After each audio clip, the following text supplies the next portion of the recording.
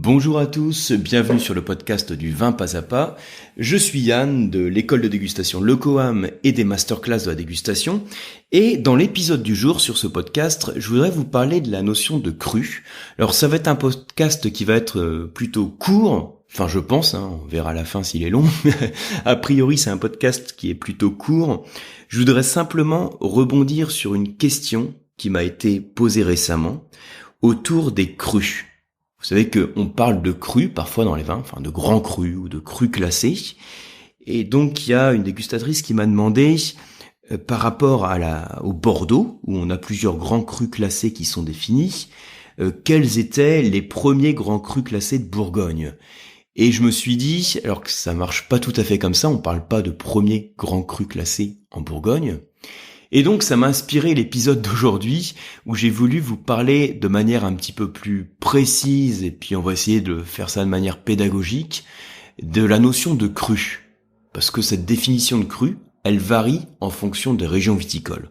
Donc mon but, c'est en quelques minutes vous expliquer qu'est-ce que c'est qu'un cru en termes de classification des vins. Quelles sont les grandes classifications que vous avez, enfin les classifications de crus, donc que vous avez sur les régions viticoles de France, et les grandes différences que l'on a d'une région à l'autre. Donc c'est un peu un podcast où on revient sur ces bases. Alors, c'est pas forcément des bases, mais on revient un peu sur ces notions essentielles pour bien comprendre l'étiquette de vin, bien lire les étiquettes de vin, et puis pour bien comprendre comment se hiérarchisent les vins. Et pour commencer doucement et simplement, on va commencer par définir la notion de cru. Et en fait, c'est pas si simple que ça de définir la notion de cru, parce qu'il y a deux grandes définitions. Quand on dit un cru, de manière générale, quand on dit un cru, en fait, on désigne aussi un vin. Quand on dit que c'est un joli cru qu'on a fait sur ce domaine, on désigne un vin. Mais en fait, le terme cru, ça désigne aussi autre chose. Ça désigne un top niveau dans la classification des vins. Alors je reconnais le terme top niveau, c'est pas forcément le meilleur terme que j'aurais pu trouver pour vous décrire ça, mais vous voyez l'idée. L'idée, c'est de se dire que le terme cru, au-delà du terme générique qui désigne simplement un vin, quand on parle de cru, c'est lié aussi à une classification réglementée. Et dans ce cas-là, on n'a pas le terme cru qui est tout seul. Le terme cru va être lié à un autre mot. Par exemple, on dira grand cru, ou premier cru, ou cru classé. Je dirais même que c'est les trois principales expressions que vous pourrez voir. Grand cru, premier cru, donc sans le terme classé, ou le terme cru classé. Et donc, là, ce qui m'intéresse, vous l'avez compris dans ce podcast, c'est de vous parler de ce cru qui est lié à une classification réglementée. Et il faut savoir que, donc ça va dépendre des régions viticoles. Certaines régions viticoles ont ce type de classification qui est réglementée. Par exemple, à Bordeaux, vous avez des notions de grand cru classé même, dont on va revenir tout de suite dessus. C'est le cas également à Bourgogne, mais là on parle pas de grand cru classé, on parle de grand cru tout court. Je vais revenir dessus tout de suite après. C'est le cas aussi par exemple en Champagne, on a les grands crus, les premiers crus. En Alsace, où on a les grands crus. En Provence, on a les crus classés. Donc, on va partir sur cette base de région, Bordeaux, Bourgogne, Champagne, Alsace, Provence. Et il faut savoir que en fonction de la région viticole, la notion de cru, elle va pas être interprétée de la même manière. Alors là, par rapport aux régions viticoles que je vous ai citées, on peut faire deux grandes distinctions, enfin deux grandes séparations. Je trouve pas trop le mot, deux grands lots, si vous voulez, entre deux manières d'interpréter la notion de cru. Le premier grand lot, le terme est pas terrible, la première grande distinction, on va dire, c'est de classer les crus en fonction d'un domaine viticole. C'est-à-dire que le cru va être lié à un domaine viticole. C'est le cas à Bordeaux, par exemple. À Bordeaux, il existe plusieurs classements. Le plus connu de ces classements, c'est le classement de 1855, qui va classer un certain nombre de propriétés viticoles du Médoc. Donc on va avoir 5 niveaux. Le premier grand cru classé, deuxième grand cru classé, troisième grand cru classé, quatrième et cinquième grand cru classé. Et au travers de ces 5 niveaux de grand cru classé, j'insiste, vous voyez, il y a le terme classé, c'est cette manière-là qu'on va définir les niveaux de cru. Et donc, dans ces premier grand cru classé, vous avez donc les châteaux très connus comme Lafite Rothschild à Pauillac, Latour à Pauillac, Margaux, le château Mouton Rothschild, et puis il m'en manque un, château Aubryon à Pessac. Voilà, donc là j'ai mes 5 châteaux qui sont dans les premiers grands crus classés. Et voyez que à Bordeaux, alors on a ensuite d'autres niveaux, à Bordeaux, on a des classements à Saint-Émilion, avec les premiers grands crus classés A, les deuxièmes grands crus classés B, les grands crus classés. On a le classement des liquoreux, dans le Sauternec, le premier cru supérieur, etc. Donc là, ce que l'on classe à Bordeaux, ce sont des propriétés viticoles, ce sont des châteaux. Mais c'est pas la manière classique de distinguer des grands crus. Sur les autres régions viticoles, notamment en Bourgogne, Champagne ou Alsace, où on utilise aussi la mention de grands crus, ce que l'on va classer, ce sont plus des domaines viticoles, ce sont des parcelles de vignes. Ce sont des lieux-dits, par exemple. Alors, en Bourgogne, on va pas avoir la notion de grand cru classé, c'est-à-dire qu'on n'a pas le terme classé qui apparaît. Je vous rappelle que ce sont des notions réglementées, donc on a des termes qui sont bien définis. À Bourgogne, on a les grands crus de Bourgogne et on a les premiers crus de Bourgogne.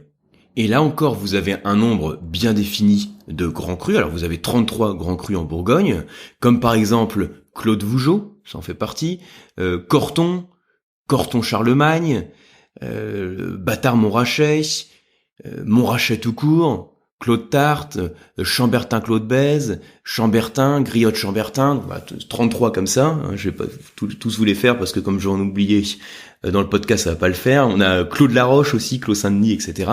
Donc 33 grands crus qui correspondent à des parcelles de vignes qui sont bien définies. Et puis, en Alsace, c'est le même principe. Vous avez un certain nombre de grands crus, il y en a 51, qui correspondent là aussi à des lieux-dits. Donc on fait référence vraiment à des zones géographiques spécifiques. Mais ça veut dire que vous pouvez avoir plusieurs châteaux, plusieurs domaines viticoles qui se partagent un grand cru. Alors que à Bordeaux, Château Latour, il est tout seul à être sur Château Latour. Donc vous voyez, c'est vraiment ça l'idée à retenir, c'est qu'on a 2 approches différentes dans la classification réglementée des crus. Une approche bordelaise qui consiste à classer des propriétés viticoles suivant plusieurs niveaux de qualité, ou de potentiel de qualité, on va dire.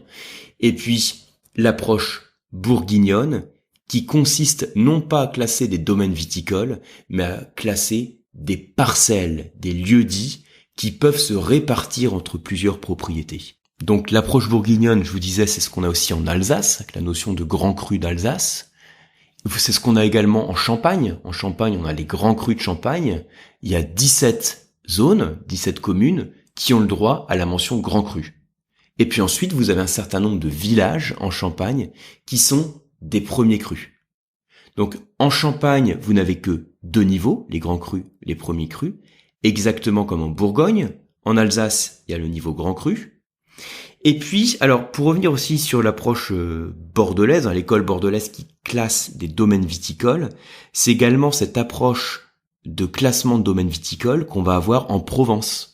Puisqu'en Provence, vous avez un certain nombre de domaines, il y en a 18 précisément, qui ont le droit à la mention cru classé de Provence. Donc on considère que, alors déjà de par leur localisation, leur terroir, et de par le soin qu'ils ont dans le travail de leur vin, ils ont le droit à cette catégorie qui permet de les distinguer par rapport au reste de la production d'appellation. Et cette distinction, ces 2 approches qu'on a, vous la retrouvez également dans les mentions qui sont indiquées sur les étiquettes de vin. Puisque si vous dégustez par exemple un vin du château Sainte-Roseline en Provence, ce sera écrit sur l'étiquette cru classé. Parce que ce château fait partie des crus classés. Si vous dégustez un Mouton Rothschild, ce sera écrit également grand cru classé. Par contre, si vous dégustez par exemple un vin du domaine Ponceau en Bourgogne, donc un Chambertin, ce sera pas écrit domaine Ponceau grand cru parce que c'est pas le domaine qu'en grand cru. Mais si vous dégustez de ce même domaine le Griotte Chambertin par exemple, ce sera écrit Griotte Chambertin et ce sera un grand cru, Griotte Chambertin grand cru. Voilà, donc j'espère que ces quelques explications permettent de mieux comprendre la notion de cru en tant que classification réglementée. Le truc, c'est que quand vous avez une mention de cru sur l'étiquette d'un vin, c'est en général pour faire référence à une top catégorie, un top niveau. Et voilà, ce qu'il faut bien retenir de ce podcast, c'est qu'on a deux grandes approches dans la manière d'envisager cette classification, soit par domaine viticole, par château, donc c'est la même chose, et soit par zone géographique. Je vous remercie en tout cas pour votre attention, et puis si c'est toujours pas fait, n'hésitez pas à laisser un commentaire très positif sur iTunes, ça permet en fait de bien référencer le podcast. En fonction de la note qu'attribue au podcast, il est plus ou moins bien placé dans les résultats de recherche et donc ça permet de faire connaître le podcast. Pour ma part, je vous retrouve soit sur un prochain podcast, soit sur un prochain article, soit sur un prochain mail, ça fait beaucoup de choses, soit sur une prochaine formation. De nouvelles dates ont été ajoutées sur certains diplômes. Alors on a mis plusieurs dates à distance à nouveau sur le WSET, on a eu quelques demandes donc notamment sur le WSET 2, vous verrez une nouvelle date, et sur le niveau 3. En ce qui concerne les diplômes du QAM, donc sur les 3 niveaux, il y a également de nouvelles dates qui ont été mises en ligne. Donc je vous rappelle les niveaux, je vais faire un petit peu de pub à l'issue de ce court podcast. Donc vous avez le niveau de base qui est le certificat les fondamentaux, le CFV. Vous avez un niveau qui est centré sur la dégustation du vin, le CADV, certificat d'aptitude à la dégustation du vin. Et un niveau un petit peu plus avancé qui est centré sur les vins de France, qui est le CCAVF, certificat de connaissance approfondie des vignobles de France. La petite particularité, c'est que le CFV, donc les fondamentaux, et le CCAVF sont désormais disponibles à distance. Donc le CFV, ça fait un moment, le CCAVF, c'est beaucoup plus récent. Donc il y a une nouvelle édition du CCAVF qui a été faite, on a revu aussi pas mal d'infos, pas mal de choses qui ont été actualisées. Donc cette nouvelle édition du CCAVF sur les vins de France est celle qui vous est maintenant proposée en présentiel à Paris, et également à distance. Merci beaucoup pour votre attention, et je vous dis à très bientôt.